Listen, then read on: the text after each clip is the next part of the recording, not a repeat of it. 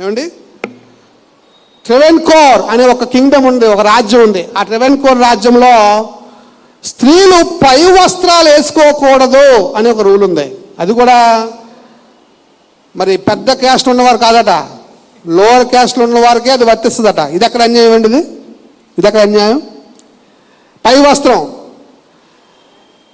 మీ అందరికీ ఒక ఆచారం ఉంది. మనం హైందవ బ్యాక్గ్రౌండ్ నుంచి వచ్చాం కదా, మనందరం కదా. ఒకటి చేతండి, హైందవ బ్యాక్గ్రౌండ్ నుంచి వచ్చిన వారందరూ కూడా ఒకరింటికి వెళ్ళినప్పుడు ఆడవారిని గౌరవిస్తూ మనం ఏం పెడతామంటే చీర జాకెట్ పెడతాం కదండి, అవునా కాదు చెప్పండి? స్త్రీలను గౌరవిస్తూ బ్లౌజ్ పీస్ పెడతాం. ఎందుకు బ్లౌజ్? ఎలాగొచ్చింది ఈ ఆచారం? ఎలాగొచ్చింది ఏమండి? ఇప్పటికీ కొన్ని ఏరియాల్లో, పల్లెటూరుల్లో అమ్మమ్మలు కొందరు చీర కట్టుకుంటారు, కానీ వాళ్ళకి పై వస్త్రము ఉండదు. కావాలంటే చూసుకోండి, చెక్ చేసుకోండి, అవునా కదా? అలా చూసిన వారు చేయొద్దండి.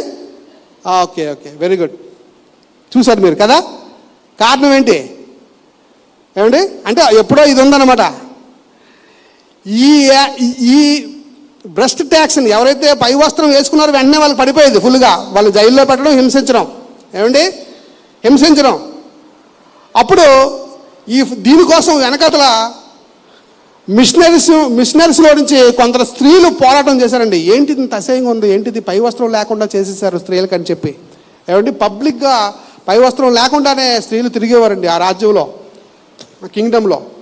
ఏమండి? అప్పుడు ఒక స్త్రీ, థర్డ్ పాయింట్ చదువునా? థర్డ్ పాయింట్ సోషల్ మూడోదండి. The tax became a symbol of social inequality and oppression. Okay. The legendary woman Nangeli అనే ఒక ఆమె దీనికోసం ఫైట్ చేసిందండి.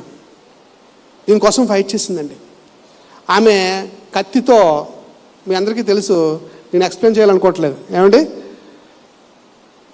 పై వస్త్రం నేను వేసుకుంటానని ఎంతో పోరాటం చేసింది. ఒప్పుకోపోయేసరికి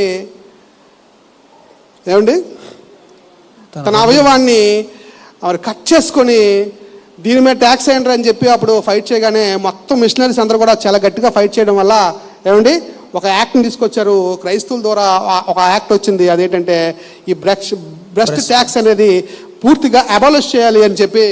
ఏమండి? దానికి కారణం ఎవరు తెలుసా? క్రైస్తవులు. ముఖ్యంగా మిషనరీస్లో నుంచి క్రైస్తవ మహిళలు దీనికోసం పోరాటం చేసి ఈ యాక్ట్ని తీసుకొచ్చి మన దేశంలో ఈ మూఢాచారాన్ని తీసివేశారు అంటానికి నేను చాలా గర్విస్తున్నాను. నా క్రైస్తవ సోదరీమణులు ఆ రోజు మిషనరీస్ ఏమండి నా దేశంలో ఉన్న ఈ మూఢాచారాన్ని మన దేశం నుంచి తీసివేయించారు. ఏమండి కదా? మన గర్వకారణమా? ఎన్ని